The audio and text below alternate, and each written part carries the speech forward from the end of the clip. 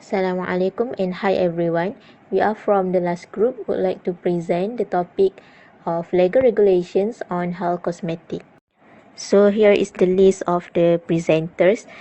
The first one is me myself, Nurdaila Diana binti Ismail.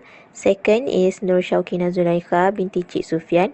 The third is Anis Shuhaidah binti Alias, and the last one is Izzah Anis binti Ismail. Alright, as you know, nowadays halal cosmetics have gained global recognition as people become concerned about their makeup and skincare consumption in daily life. As to mention, almost all the best cosmetic products are derived from animal-based ingredients, including gelatin, glycerin, and lanolin. People also keep demanding on halal cosmetic products as it can affect the body health since some of the product may contain dangerous chemical substances which are mercury, paraben, and fragrance. These substances basically used to fasten the skin enhancement without paying attention to its side effect in the future. According to Department of Standard Malaysia, cosmetic is any substance or preparation intended to be placed in contact with the various external parts of human body or with the teeth and the mucous membrane of the oral cavity with a view mainly to cleaning them, purifying, changing their appearance, or correcting body odors and keeping them in good condition. Halal cosmetics are those that contain permissible ingredients and are manufactured in accordance with Islamic guidelines. Basically, the product should not contain any body parts of prohibited animals such as pigs and dogs, any parts of human, najis, as well as hazardous materials. Also, cross-contamination between halal and non-halal ingredient and mixing production are strictly illegal as it can disrupt the halal integrity system. Okay, now let's discover the history. Previously, Muslims not so aware on halal cosmetic properties, even less people interested in promoting it to the society. Back before the 1980s, adulterants in the cosmetic market is a common case and nobody actually cared about it. Then, in 1985, Wipro Unza Safi was introduced as the first halal cosmetic and beauty brand together with Zaitun Group. They become halal cosmetic market leader that increased the market share even though the progress was quite slow at first. Then, the halal cosmetic product become wider since OEM is involved and offer the cheaper price. Surprisingly, the price will stimulate the demand of halal cosmetic product among manufacturers in Malaysia and given a big chance to promote halal product throughout the market. Furthermore, JAKIM and HTC has played an important role to create halal awareness towards producers as well as consumers that eventually attract international product, as non-Muslim also oversee the significant and prospect of halal products. There are lots of international brands are going through the halal path, such as Amara Halal Cosmetic from USA, Inika Organics from UK, Talent Cosmetics from South Korea, Tuesday in Love from Canada, Momo Hime Skincare from Japan, and Wardah Cosmetic from Indonesia. While in Malaysia, Simplicity, Nuraisa, Dark Cosmetic, and El Haj Hal Skincare are among the top growing halal cosmetic and skincare products. Although Malaysia has become a world leader in the global expansion of halal markets for over 30 years, the government only decided to focus on halal cosmetic establishment in 2014. Now, halal is no longer about religious adherence. It is becoming a symbol for quality assurance and positive lifestyle choice. Assalamualaikum warahmatullahi taala wabarakatuh. I am Nur Syakina Zulaikha binti Cik Sufian, and today I will continue the presentations with acts and laws that related to halal cosmetic in Malaysia. So the first one is MS 2634/2019, which is standard for halal cosmetics general requirements first revision. This Malaysian standard specifies general requirements in the manufacturing and handling of halal cosmetic. Among the law that need to be followed in these standards is cosmetic products that contain ingredients permitted under the Sharia law and fatwa and fulfill the following conditions. The first one is do not consist of or contain any part of matter of an animals or najis that is prohibited by Sharia law and fatwa for a Muslim to consume. The second one is the management should ensure that the halal integrity is preserved and cosmetics are manufactured according to halal requirements, including the process of manufacturing. So the second one is National Pharmacy Regulatory Agency under Ministry of Health Malaysia, or also known as NPRA. NPRA was a program under the Quality Control Activity of Pharmacy and Supply Program. For halal cosmetic, law under NPRA that related with this is in Annex 1, Part 10, which is Guidelines for Cosmetic Good Manufacturing Practice. Among the rules that need to be followed under this act is, in the manufacture of cosmetic products, overall control and monitoring is essential to ensure that the consumer receive products of specified quality. The second one is all starting materials used should be approved according to specifications. Not only that, they also need to take care of the sanitations and the hygiene. The third one is Control of Drugs and Cosmetic Regulations 1984. The Control of Drugs and Cosmetic Regulations 1984 was promulgated under the Sales of Drug Act 195. In this act, effective from 1 January 2008, cosmetic products registrations is no longer required and it has been replaced with online notification procedure. Regulation 19.8 of the CDCR 1984 provides that all cosmetics need to be notified with the DCA prior to being imported, manufactured, sold or supplied. And the last one is laws from Jawatan Kuasa Muzakarah Majlis Kebangsaan. Their role is to declare confusion among the public about the hukum in something that unfamiliar for the society. We as a Muslim, it's become our duty to obligate whatever hukum that has been produced by the National Fatwa Committee. For sure, all the hukum has been revived and taken from Islamic primary and secondary sources. Related to halal cosmetic, there are a few rulings that has been regulated by the Muzakarah, which is in Irshad Al-Fatwa Series 400, the ruling of women wearing lipstick and makeup, Irshad Al-Fatwa Series 556, the ruling of using powder in body treatment, and Irshad Al-Fatwa Series 250, ruling on using service of eyelash extension. A few issues from above will be discussed today from our group and will be presented. Assalamualaikum warahmatullahi wabarakatuh. My name is Anis Syahidah binti Alias and I will present about regulatory bodies and halal cosmetic. First is JAKIM. JAKIM is the Department of Islamic Development Malaysia. It is a federal government agency in Malaysia that administers Islamic affairs in Malaysia. The Minister of KPDNKK has the authority under Section 29 Trade Description Act 2011 to nominate a competent party to provide halal certificates and logo in Malaysia. So the Minister of KPDNKK has chosen JAKIM as the official entity with jurisdiction to administer halal certification concern in Malaysia under paragraph 3 of the Trade Description, Certification and Marking of Halal Order 2011. JAKIM's Halal Hub division is divided into three primary branches. First is Policy and Foreign Affairs, second is Halal Certificate and Logo Issuing, and the last one is Halal Management. In addition to issuing Malaysian Halal certification, the primary purpose of this division is to build a halal certification management system based on relevant standard and guidelines at international level. JAKIM is authorized pursuant to the provision of the Trade Description, Certification and Marking of Halal Order 2011 to recognize foreign halal certification bodies for the purpose of verifying the halal status of raw materials and finished or partial product produced by certain countries. In keeping with Malaysia's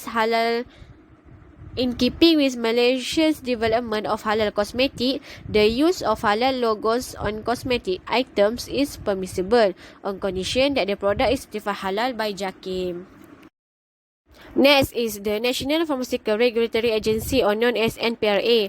NPRA is an agency under the Ministry of Health Malaysia responsible for registering pharmaceutical products, traditional health supplements and notification of cosmetic product. NPRA is a secretariat of the Drug Control Authority or DCA, will evaluate and assess the safety of cosmetic product for the Malaysian market. Drug Control Authority DCA, which was established under the Control of Drug and Cosmetic Regulation 1984, is a government authority that ensures the safety, effectiveness and quality of cosmetic product market in Malaysia. In agreement with the harmonisation of cosmetic through the Asian Cosmetic Directive ACD, cosmetic product in Malaysia are controlled through notification procedures starting from 1st January 2008.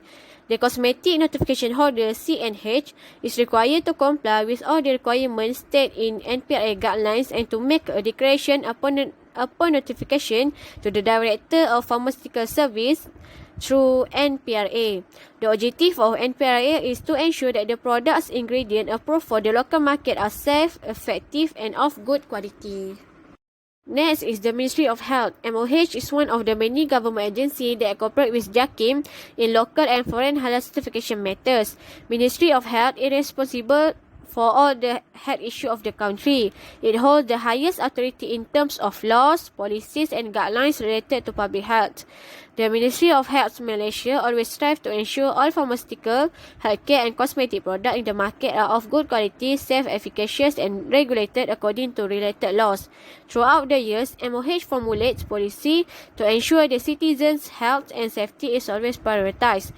Therefore, all pharmaceutical products and also cosmetic products should be registered with the Drug Control Authority that is under the Ministry of Health Malaysia before it can be marketed in Malaysia.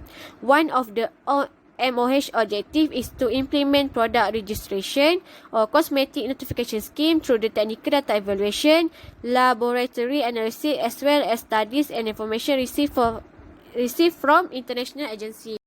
And the last one is Departments of Standards Malaysia.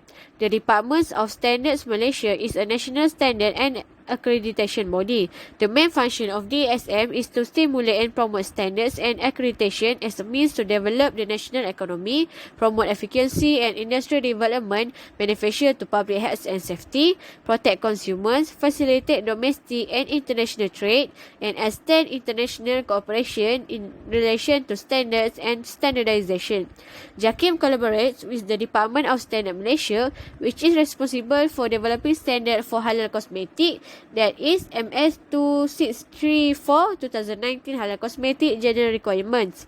MS 2634-2019 contains practical guidelines and basic requirements for halal cosmetic industry, trade or business in Malaysia in accordance with Sharia law.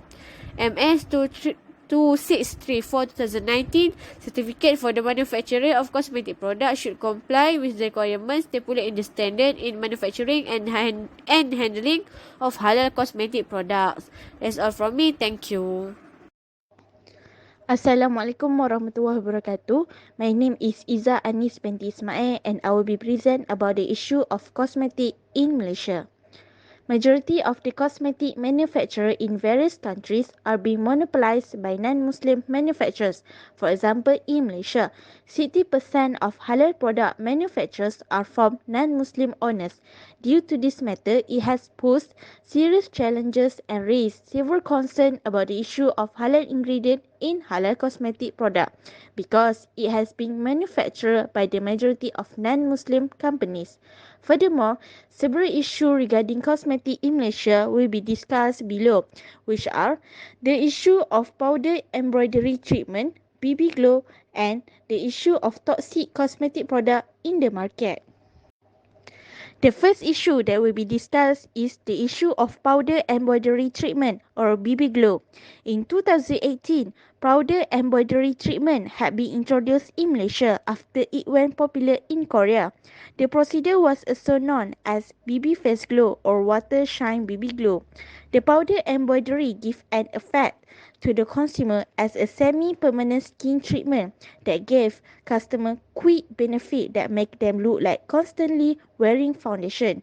Not only that, the powder embroidery also has many benefits such as treating the scars, reducing blackhead, brightening skin tones and also lightens the pigmentation. This beneficial impact is said to persist for a longer period, which is from 3 days, a few weeks, and up to a year. There are two types of treatment powder embroidery, which are semi-permanent and permanent. For the semi-permanent powder embroidery treatment, it is performed with a dermal pen or dermal roller, which is a sort of electric micro needle-like tool with BB cream serum that is rubbed in a vertical motion on the skin surface to generate small holes that promote serum penetration or skin color ampoules. This treatment does not hurt because the serum is placed little by little on the face before it being rolled all over the face using a needle, and this type of method will not persist for a longer time. Different with the permanent type, which is the embroidery technique that use micro needles and the color insert in the skin layer is permanent for at least a year. And this kind of method are same with the method of tattooing. Thus, the powder embroidery become an issue because of the action or procedure is viewed as an attempt to change the physical characteristic of Allah Subhanahu Wa Taala creation, as well as deception and transgressor-like behavior or fasik. In February 2021, the issue of powder embroidery had been answered by Mufti in Isra al-Fatwa Series 556. To conclude this issue, the Mufti of Federal Territory Malaysia said that the law of using powder embroidery treatment for beauty purpose tahsiniyah is required, mubah or permitted in Islam in order to treat the face from the acne scars, blackheads and other, and also in order to cover disgrace and blemishes on the face as long as it does not change the physical attribute of Allah's creation without any permanent changes. Moreover, the ingredients of powder embroidery are not from prohibited or harmful ingredients that will expose to the danger, and most importantly, the powder embroidery will not prevent the water from reaching surface of the facial skin from ablution water. In addition, it is prohibited to use permanent powder embroidery because the process of permanent powder embroidery using the same technique as tattooing. This prohibition condition is same with MS 2634 2019 in the terms and definition clause 3.4 of Halal cosmetic, that the halal cosmetic must not poisonous or hazardous to health. Hence, the permanent method of powder embroidery seems to give harmful effect that can be dangerous to the health because it's same as the tattooing method. Thus, the powder embroidery is permitted or mubah if it being used in semi-permanent method and as long as it will not change the Allah creature. Last but not least, the last issue regarding the halal cosmetic is the issue of toxic cosmetic product in the market. In April 2021, KKM or Kementerian Kesihatan Malaysia had identified the cosmetic product that have toxic ingredient which can give harmful effect to the consumer. Although the issue of toxic cosmetic product is not the first time in Malaysia, but the impact of this news is very shocking to the public, especially to the user of this product. Through the National Pharmaceutical Regulatory Agency or NPRA, KKM had identified two cosmetic products detected to contain scheduled poison, which are BT-Wise Rejuvenating Cream, Hydroquinone and Tretinoin, and BT-Wise Rejuvenating Toner, Hydroquinone and Tretinoin. Originally, hydroquinone is a type of chemical and it is cytotoxic, which is toxic to the cell that used to kill and prevent a cell that acts to produce melanin, which is melanocyte. Meanwhile, tretinoin, or known as vitamin A, is the second dangerous chemical that can be found in cosmetic products, and it only be used by the doctor or specialist to treat serious acne.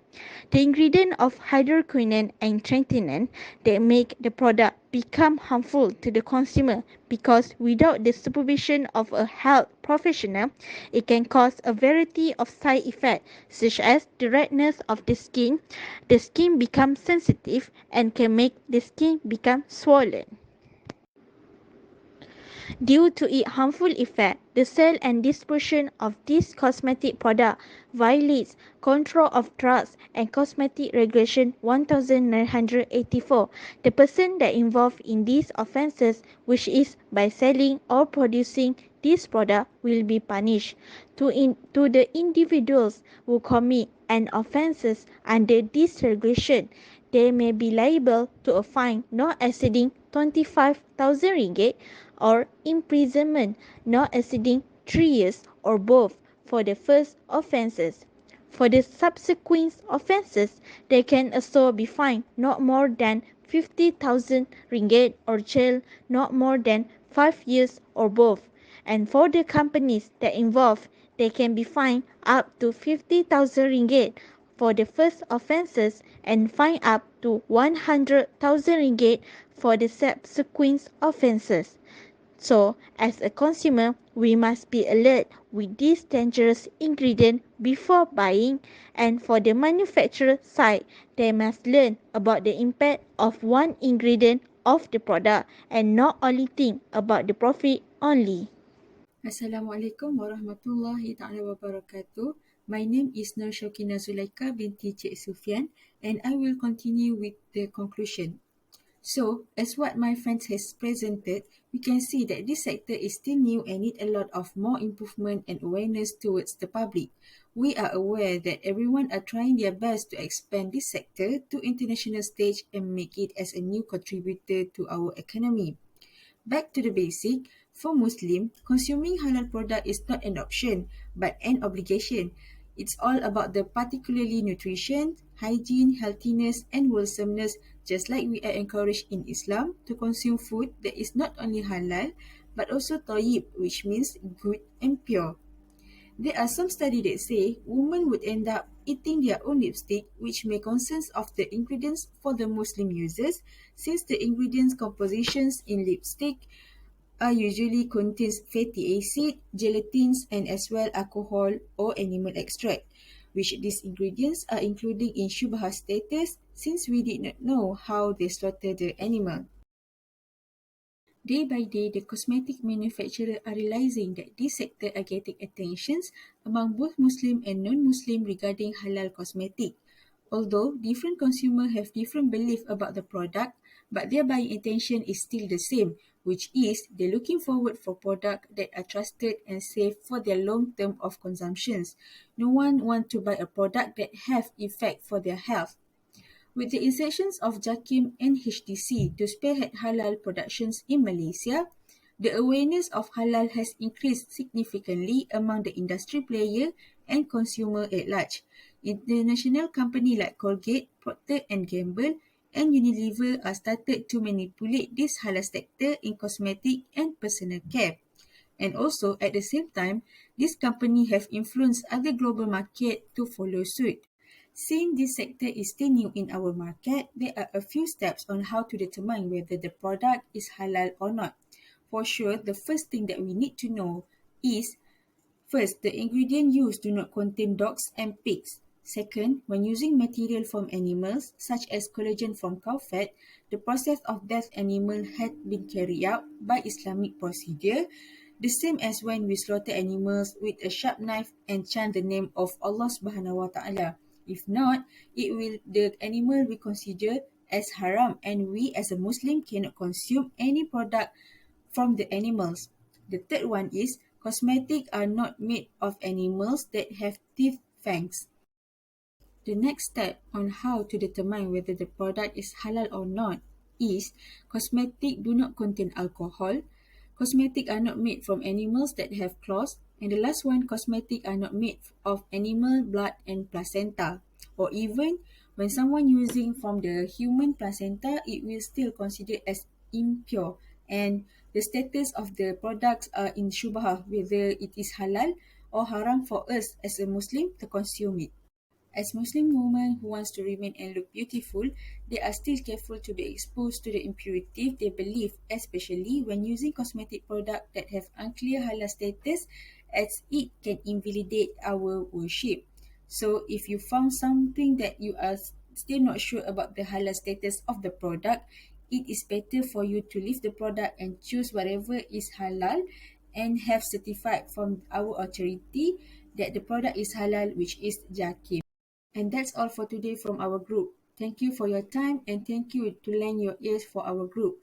Please feel free to ask us anything. Goodbye and Assalamualaikum till we'll meet again next time.